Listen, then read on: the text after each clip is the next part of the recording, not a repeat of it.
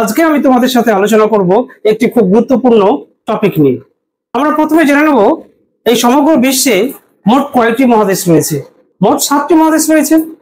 এক নম্বর হচ্ছে এশিয়া, 2 নম্বর হচ্ছে ইউরোপ, 3 নম্বর হচ্ছে আফ্রিকা, 4 নম্বর হচ্ছে উত্তর আমেরিকা, 5 নম্বর হচ্ছে দক্ষিণ আমেরিকা, আর 6 নম্বর হচ্ছে আন্টার্কটিকা এবং 7 নম্বর হচ্ছে ওশেনিয়া মহাদেশ। এই 7টি মহাদেশের মধ্যে সবচেয়ে বৃহত্তম মহাদেশ হচ্ছে এশিয়া মহাদেশ এবং সবচেয়ে ক্ষুদ্রতম মহাদেশ হচ্ছে ওশেনিয়া মহাদেশ। এই যে 7টি মহাদেশ রয়েছে, এই 7টি মহাদেশের মধ্যে আজকে একটি মহাদেশ সম্পর্কে আলোচনা করব, সেটি হচ্ছে ইউরোপ মহাদেশ। এই ইউরোপ মহাদেশটি আয়তনের নিরিখে তোমরা যদি দেখো সমগ্র বিশ্বের মধ্যে 6ষ্ঠতম স্থান অধিকার করে আছে আয়তনের নিরিখে। ওশেনিয়া সবচেয়ে ক্ষুদ্রতম মহাদেশ, তার উপরের স্থান হচ্ছে ইউরোপ মহাদেশ। তো এই ইউরোপ মহাদেশে মোট 56টি ছোট বড় দেশ রয়েছে। সবচেয়ে বড় দেশ হচ্ছে এই ইউরোপ মহাদেশের মধ্যে রাশিয়া, আর সবচেয়ে ছোট দেশ হচ্ছে ভ্যাটিকান সিটি। তো আমরা জেনে নেব আজকে ইউরোপ মহাদেশ সম্পর্কে, এদের অবস্থান, আয়তন এবং কেন ইউরোপ মহাদেশ সমৃদ্ধশালী। তোমরা কোনো চিৎকার চেঁচামেচি হই হট্টগোল না করে সুন্দরভাবে দেখতে থাকো, দেখবা তোমাদের খুব সুন্দরভাবে মনে থাকবে। দেখো, শিল্প বিপ্লব এবং আধুনিক যন্ত্র নির্ভর সভ্যতার বিকাশে এই মহাদেশেই কিন্তু প্রথম হয়েছিল। তাহলে বোঝা গেল শিল্প বিপ্লব এবং আধুনিক যন্ত্র নির্ভর সভ্যতার বিকাশ এই মহাদেশেই প্রথম হয়েছিল। এই মহাদেশের মধ্যে বেশ কতগুলো গুরুত্বপূর্ণ শহর রয়েছে, সেগুলো আমরা জেনে নেব। যেমন Moscow, Istanbul, Paris, London, Madrid, Saint Petersburg, Barcelona, Berlin ইত্যাদি। এখন আমরা জেনে নেব এই যে ইউরোপ মহাদেশটি রয়েছে এর অক্ষাংশ এবং দ্রাঘিমাংশ বিস্তার কত।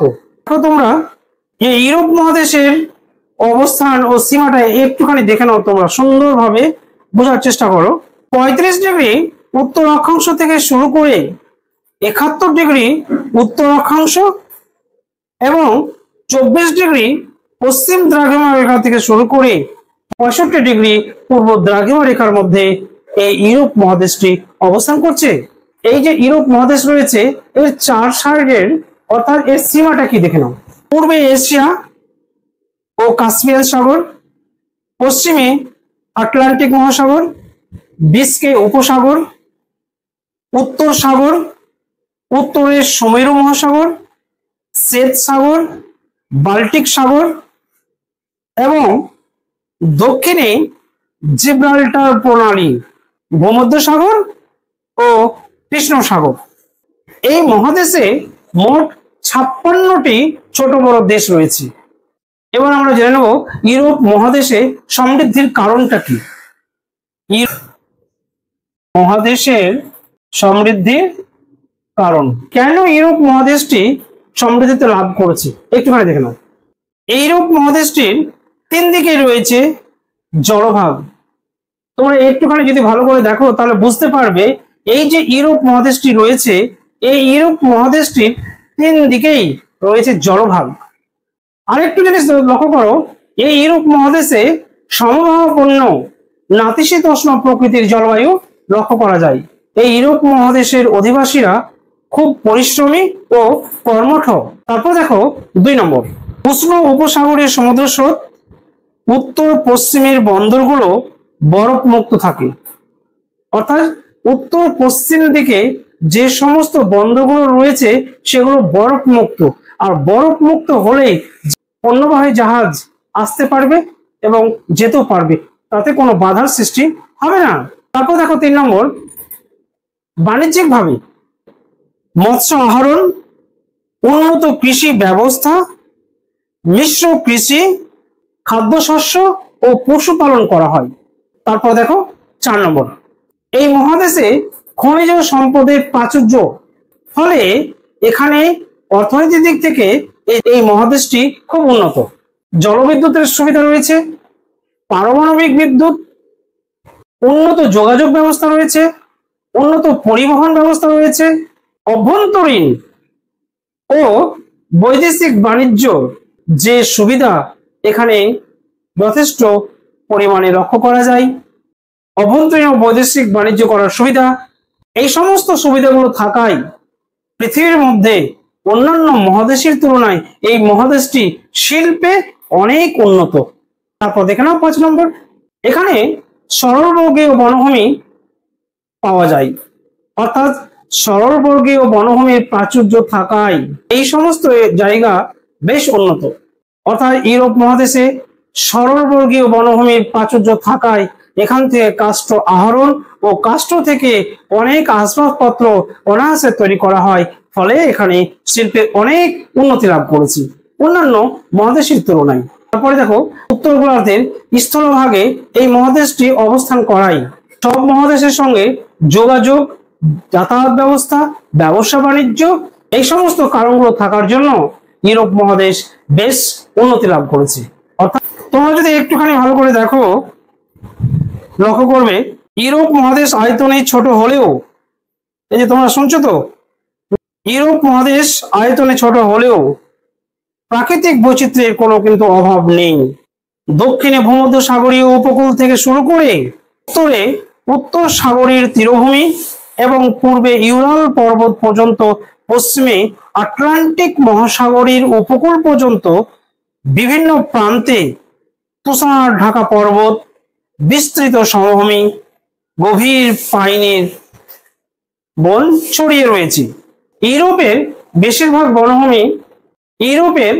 বেশিরভাগ অঞ্চল সমভূমি হলেও উচ্চ মালভূমি, নিচু মালভূমি, পর্বতময় অঞ্চলও লক্ষ্য করা যায়।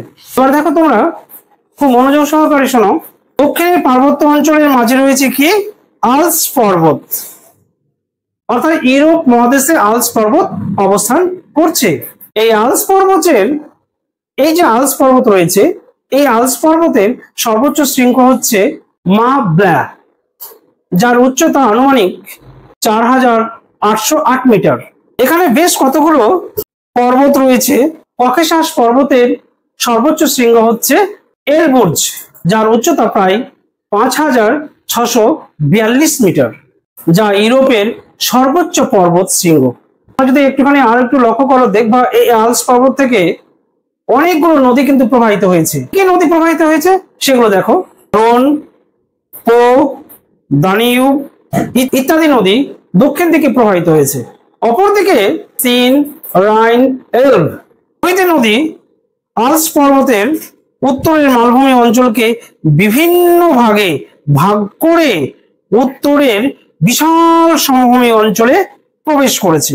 এবার দেখো তোমরা, পূর্বে যে ইউরাল পর্বত রয়েছে, সেই ইউরাল পর্বতে শুরু করে উত্তরে বিশাল সমভূমি Russia, Belgium, Poland, Germany, France, ইংল্যান্ডের মধ্য দিয়ে প্রবাহিত হয়ে আটলান্টিক মহাসাগরের উপকূলে শেষ হয়েছে। এখানকার যদি দেখা যায়, গড় উচ্চতা হচ্ছে প্রায় 180 মিটার।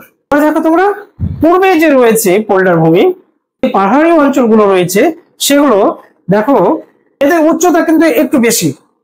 পূর্বে যে ভোল্ডাই পাহাড় ও অন্যান্য পাহাড় যে রয়েছে, তাদের উচ্চতা তুলনামূলক কিন্তু বেশি। ভোল্ডাই পাহাড়ি অঞ্চলে উৎপন্ন হয়েছে ভলগা, ডন, নিপার এই সমস্ত নদীগুলি।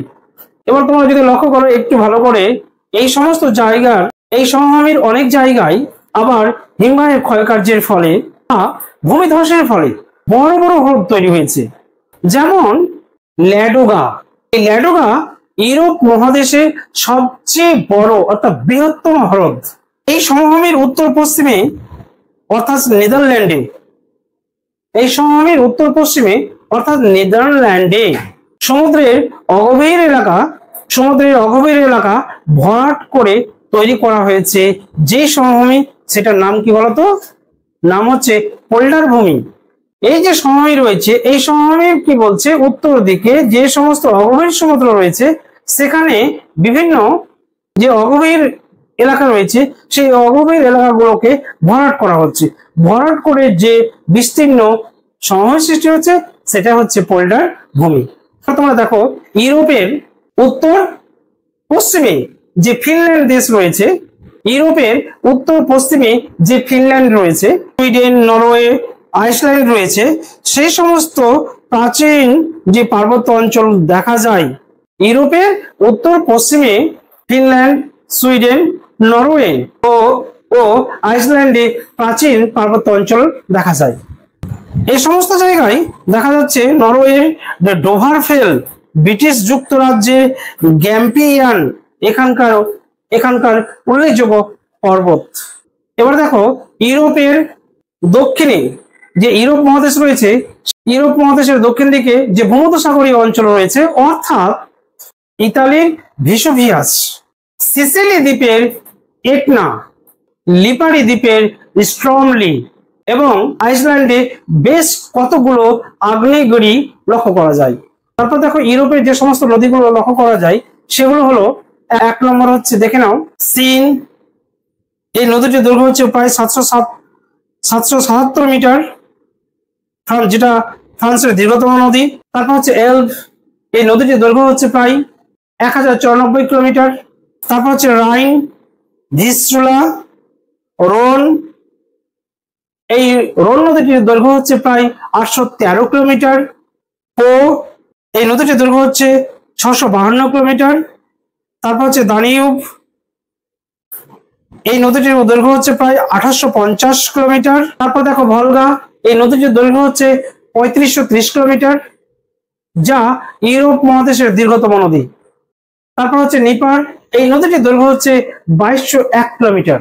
এই হচ্ছে মোট ইউরোপের প্রধান নদ-নদী। এরপর আমরা জেনে নেব স্বাভাবিক উদ্ভিদ। এই স্বাভাবিক উদ্ভিদটা কি দেখে নাও, একটুখানি ভালো করে মন দিয়ে শোনো এবং বোঝার চেষ্টা করো, দেখবা খুব সহজেই মনে থাকবে। স্বাভাবিক উদ্ভিদ কাকে বলে? যে সমস্ত উদ্ভিদ মানুষের হস্তক্ষেপ ছাড়াই, প্রকৃতির সহায়তায়, অটোমেটিক্যালি এমনি ভাবেই, অর্থাৎ প্রকৃতির সহায়তায় যখন জন্মবৃদ্ধি লাভ করবে, তখন সেই সমস্ত উদ্ভিদগুলোকে বলা হবে স্বাভাবিক উদ্ভিদ। তো ইউরোপ মহাদেশে যে স্বাভাবিক উদ্ভিদ রয়েছে কি ধরনের রয়েছে? এই স্বাভাবিক উদ্ভিদ মূলত নির্ভর করে সেখানকার জলবায়ুর উপর। তাহলে জেনে নেওয়া যাক ইউরোপ মহাদেশে জলবায়ু কি ধরনের। উষ্ণতা বৃষ্টিপাতের উপর নির্ভর করে ইউরোপে বেশ কয়েকটি জলবায়ু আমরা দেখতে পাই। সেগুলো কি কি দেখে নাও। 1 নম্বর কি? তুন্দ্রা জলবায়ু। 1 নম্বর হচ্ছে তাহলে কি বোঝা গেল? তুন্দ্রা জলবায়ু। এই তুন্দ্রা জলবায়ু অঞ্চলে তুন্দ্রা জাতীয় উদ্ভিদ দেখা যায়। ইউরোপের উত্তরাংশে যে নরওয়ে রয়েছে, সুইডেন রয়েছে, ফিনল্যান্ড রয়েছে, রাশিয়া রয়েছে, তাদের উত্তর দিকে যে বিশাল এলাকা রয়েছে, সেই এলাকায় কি বলছে, সারা বছর শীতল আবহাওয়া বিরাজ করছে। সেই সমস্ত জায়গাতে এই সারা বছর যদি কোনো জায়গায় শীতল আবহাওয়া বিরাজ করবে বা করে, তাহলে সেখানে এই তুন্দ্রা জাতীয় উদ্ভিদ জন্ম লাভ করবে। এখানকার যে ভূমি রয়েছে সেই ভূমিগুলোতে প্রায় 9 থেকে 10 মাস তুষারাবৃত থাকে, অর্থাৎ বরফে ঢাকা থাকে। গ্রীষ্মকালে যখন 2 থেকে 3 মাস বরফ মুক্ত থাকে, তখন কি ধরনের ফল বা ফুলের গাছ দেখা যায়? দেখো, মস, লিচেন, এই সমস্ত জাতীয় গাছগুলো ওই তুন্দ্রা অঞ্চলে দেখা যায়। তারপর হচ্ছে উপমেরু জলবায়ু। তারপর কি 2 নম্বর হচ্ছে এই উপমেরু জলবায়ুতে তোমরা দেখো, যদি লক্ষ্য করো তাহলে দেখতে পাবে তোমরা কি এখানে সরলবর্গীয় জাতীয় উদ্ভিদ দেখা যায়। সরলবর্গীয় জাতীয় উদ্ভিদ কি? যে সমস্ত গাছ সুইডেন, ফিনল্যান্ড, নরওয়ে ও রাশিয়ার কিছু অংশে এই জলবায়ু লক্ষ্য করা যায়। দেখা যায় এই সমস্ত এলাকাতেও প্রায় 6 থেকে 8 মাস বরফে আবৃত থাকে, অর্থাৎ বরফে ঢাকা থাকে। গ্রীষ্মকালে অল্প বৃষ্টিপাত, শীতকালে তুষারপাত এখানকার প্রধান জলবায়ুর বৈশিষ্ট্য। গ্রীষ্মকালে অল্প বৃষ্টিপাত হয় এবং শীতকালে তুষারপাত লক্ষ্য করা যায়, এখানকার জলবায়ুর প্রধান বৈশিষ্ট্য। তাহলে কি বোঝা গেল? গ্রীষ্মকালে হালকা বৃষ্টিপাত হচ্ছে এবং শীতকালে তুষারপাত হচ্ছে। এই ধরনের জলবায়ুতে বেশ কিছু গাছ দেখা যায়। কি কি গাছ দেখা যায় দেখে নাও। পাইন, ফার, বার্চ, লার্চ, এই সমস্ত গাছগুলো উপমেরু জলবায়ুতে, অর্থাৎ সরলবর্গীয় উদ্ভিদগুলো দেখা যায়। তোমরা যদি দেখো পৃথিবীর বৃহত্তম বনভূমি যেটা হচ্ছে তৈগা বনভূমি কোথায় অবস্থান করছে? এই উপমেরু জলবায়ু অঞ্চলে। এখানে দেখা যাচ্ছে গরমের সময় এখানে 3 থেকে 4 মাস 10 ডিগ্রি সেন্টিগ্রেডের নিচে উষ্ণতা বিরাজ করছে, আর শীতকালে 7 থেকে 8 ডিগ্রি সেলসিয়াস তাপমাত্রা এখানে লক্ষ্য করা যায়। দেখো পশ্চিম ইউরোপীয় জলবায়ু, পশ্চিম ইউরোপীয় জলবায়ু বা নাতিশীতোষ্ণ জলবায়ু, পশ্চিম ইউরোপীয় জলবায়ু বা নাতিশীতোষ্ণ জলবায়ু। নাতিশীতোষ্ণ জলবায়ু, নাতিশীতোষ্ণ জলবায়ু অর্থাৎ সেখানে না বেশি গরম বিরাজ করছে না ঠান্ডা বিরাজ করছে, মৃদু সমভাবাপন্ন জলবায়ু ওখানে লক্ষ্য করা যায়। উত্তর পশ্চিম ইউরোপের ব্রিটিশ যে যুক্তরাজ্য রয়েছে, পশ্চিম ফ্রান্স রয়েছে, জার্মানির পশ্চিম অংশ রয়েছে, হল্যান্ড, ডেনমার্ক, বেলজিয়াম এবং নরওয়ের কিছু অংশ, এবং নরওয়ের কিছু অংশে এই জলবায়ুটা আমরা দেখতে পাই। এখানে বলছে পর্ণমোচী, নাতিশীতোষ্ণ পর্ণমোচী জাতীয় বৃক্ষ দেখা যায়। নাতিশীতোষ্ণ পর্ণমোচী, তো পর্ণমোচী বৃক্ষ মানেটা কি? যে সমস্ত গাছ বছরে কোনো একটা ঋতুতে বা সময়ে বা সিজনে পাতাগুলো ঝরে পড়ে যায়, সেই সমস্ত গাছগুলোই হচ্ছে পর্ণমোচী। যেমন আমরা লক্ষ্য করি গ্রামগঞ্জে যে শাল, শিশু, শিমুল, এই সমস্ত গাছগুলোতে যদি দেখা যায় যে বছরে কোনো একটা সময়ে পাতাগুলো ঝরে পড়ে যায়, সেগুলো হচ্ছে পর্ণমোচী। কি কি পর্ণমোচী গাছগুলো দেখা যায়? দেখো ওক, ম্যাপল, ওয়াল্ডার, উইলো ইত্যাদি। তারপর দেখো ভূমধ্যসাগরীয় জলবায়ু, তারপর হচ্ছে ভূমধ্যসাগরীয় জলবায়ু। ভূমধ্যসাগরীয় জলবায়ুটা কি দেখে নাও। যে ইউরোপ মহাদেশ রয়েছে, এই ইউরোপ মহাদেশের ঠিক দক্ষিণ দিকে যে ইতালি রয়েছে, স্পেন রয়েছে, ফ্রান্স রয়েছে, গ্রিস রয়েছে, এই যে এই সমস্ত দেশগুলো রয়েছে, এই সমস্ত দেশগুলোর উপকূলে এই ভূমধ্যসাগরীয় জলবায়ু লক্ষ্য করা যায়। তো দেখা গেছে এই ভূমধ্যসাগরীয় জলবায়ু অঞ্চলে শীতকালে কিন্তু বৃষ্টিপাত হয়। তাই লক্ষ্য করা যায় যে ভূমধ্যসাগরীয় জলবায়ু অঞ্চলে জলপাই, ডুমুর, কর্ক, ওক, সিডার প্রভৃতি গাছ দেখা যায়। আঙুর এবং কমলালেবু এই অঞ্চলে অর্থাৎ ভূমধ্যসাগরীয় অঞ্চলে প্রচুর পরিমাণে হয়। তার জন্য এই ভূমধ্যসাগরীয় অঞ্চলকে আবার ফলের ঝুড়ি বলা হয়। তারপর হচ্ছে দেখো মহাদেশীয় জলবায়ু, স্থির জলবায়ু। ইউরোপের পূর্বাংশে রাশিয়া ও ইউক্রেনে এই ধরনের জলবায়ু লক্ষ্য করা যায়। এখানে বৃষ্টিপাত কম হয় বলে তৃণভূমি তৈরি হয়েছে। নাতিশীতোষ্ণ অঞ্চলের এই তৃণভূমি স্টেপ তৃণভূমি নামে পরিচিত। এখানে বৃষ্টিপাতের পরিমাণ কম হয়, তার জন্য তৃণভূমি তৈরি হয়েছে, সৃষ্টি হয়েছে। এই তৃণভূমি সৃষ্টি হওয়ার ফলে এই অঞ্চলকে বলা হয় স্টেপ তৃণভূমি। তবে দেখো তোমরা নদীর ধারে যেখানে জল বেশি পাওয়া যায়, অর্থাৎ নদী যেখানে রয়েছে সেখানে তার আশেপাশে কি কুইলি জাতীয় গাছ, ম্যাপল জাতীয় গাছ, এই সমস্ত গাছগুলো সেখানে দেখা যায়। আজকে আমি তোমাদের সাথে আলোচনা করলাম ইউরোপ মহাদেশ নিয়ে। এরপরে নেক্সট ভিডিওতে তোমাদের সাথে দেখা হবে ইউরোপ মহাদেশের আরো যে সমস্ত পার্ট গুলো রয়েছে সেগুলো আলোচনা পরবর্তী ভিডিওতে আমরা করব। তোমরা আমার সাথে থাকো, দেখতে থাকো একে জিও চ্যানেল।